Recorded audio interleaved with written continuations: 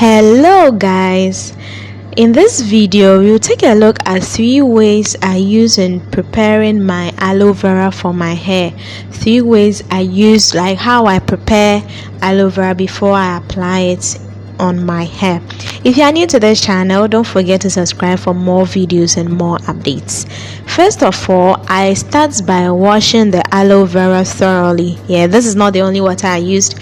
When I washed it before I used this one, so this is like the second time washing it.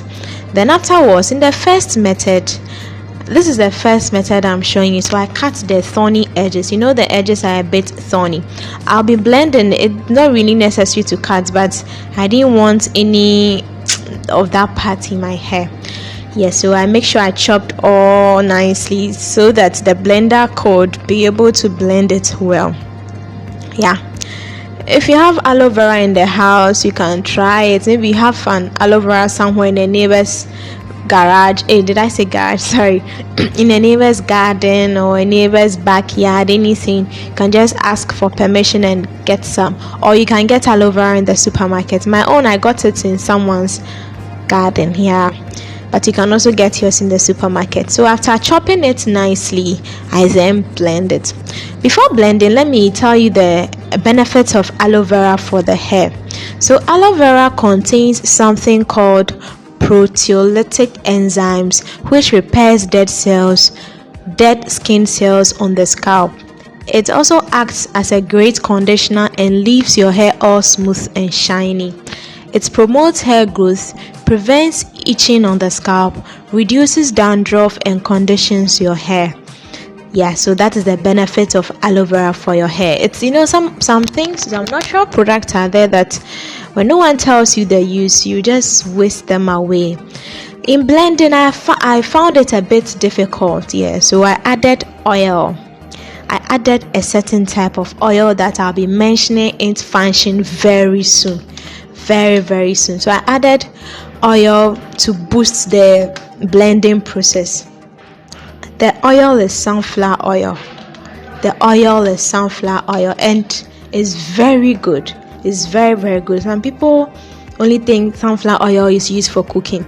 It can be used for so many things, because sunflower oil contains aloic acid, which can stop hair breakage and make it seem like hair is growing faster, since the ends aren't breaking. Because when your hair is breaking, you will just be disappointed, like it's heartbreaking.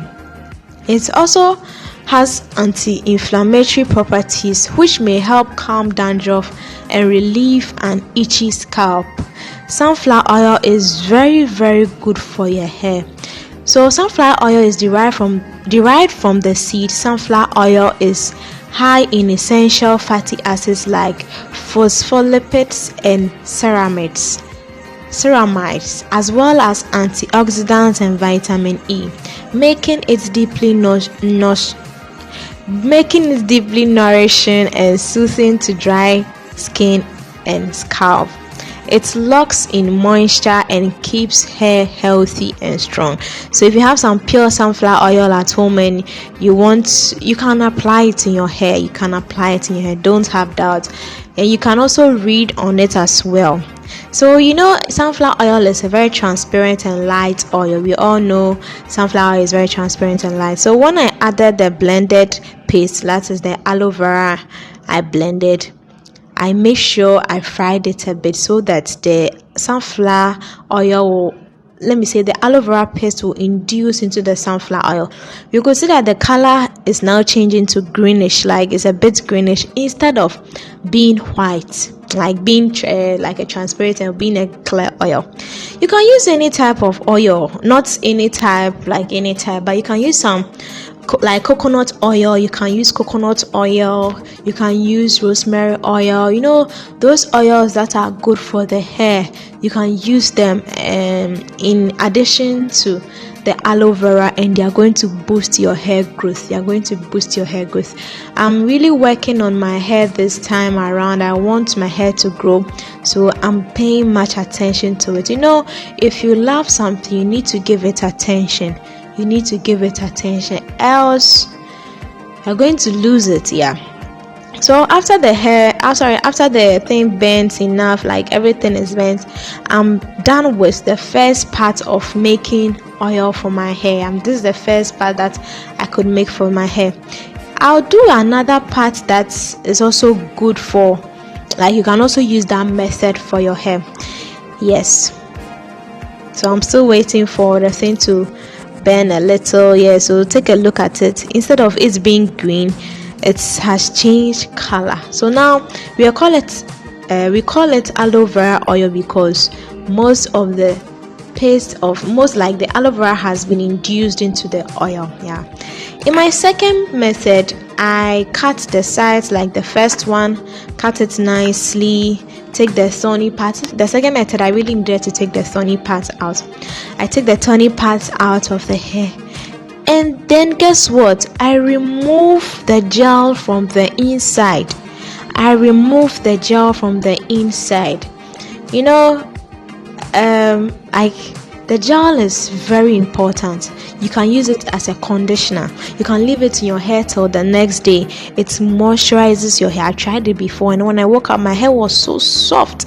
I naturally have a very hard hair, like the texture. But after I woke up from the conditioner, like leaving it in my hair till the next day, it felt so soft. And after washing it with natural shampoo, like the whole day, I couldn't help but be pulling my hair, even though it's very short. I couldn't help but be pulling it. So after I was able to scoop out the gel from the aloe vera, I tried blending it. My blender is not, I need to get a mixer, the one that is very strong and very sharp. That one, it will be very fast in blending. So after cutting everything, I poured everything in my blender. You can cut as much as you can, because you can always refrigerate. Me, after cutting it, I refrigerated, because you wouldn't have all the time in the world to be doing this every time you need it. So, and that's why there's a refrigerator for preservation. Yeah. So after I cut the part that I needed, I blended, and then I refrigerated. So that's a very simple step, but you can use that as a conditioner. And very natural conditioning something. So you use your shampoo, you wash your hair, and then you add the aloe vera. I call it aloe vera gel because it's pure. This is a very pure gel. You add the aloe vera gel, you leave it for maybe 30 minutes, or you can decide to leave it overnight, anyhow you feel to do it. So this is it. This is how it looks like okra. You know how slimy the gel is. Yeah, so I was done with the second procedure in making aloe vera, like making use of aloe vera. So I couldn't blend all, as you can see. I couldn't blend all. I wish I had a mixer to give it a finer paste, but all being the same, it's good. I said, what half a loaf is better than none. So yeah, I just covered it and then refrigerated it. So if I'm done using all of this will take me about maybe 2 or 3 months, because I don't use it every day.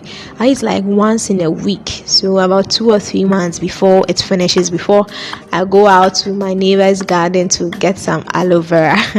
Yeah. So this is the third method after cutting or chopping the aloe vera. This is a very simple and fast method. So I decided to do it last, so that I know that I'm already ending what I got to do. So I chopped everything, all the aloe vera, the remaining. I chopped everything and then gathered all into one nice container. It's a very nice container, a decent one. You should make sure your container is very nice, very neat, very decent. Yeah. So that is it. You can also decide to cut the edges. You can also decide to leave it. It doesn't really add anything to it. Anyhow you feel like doing it, you can decide to do it. This method is somehow you are leaving it in the oil for a while, maybe for a week. So you don't really need to cut the sides, because after you leave it in the oil for a week, you dispose the aloe vera, so there's no need cutting the sides. But if you want to do an extra work, you can decide to do it. Yeah. So I poured it into a container, and then I added my sunflower oil, my pure sunflower oil. Yeah.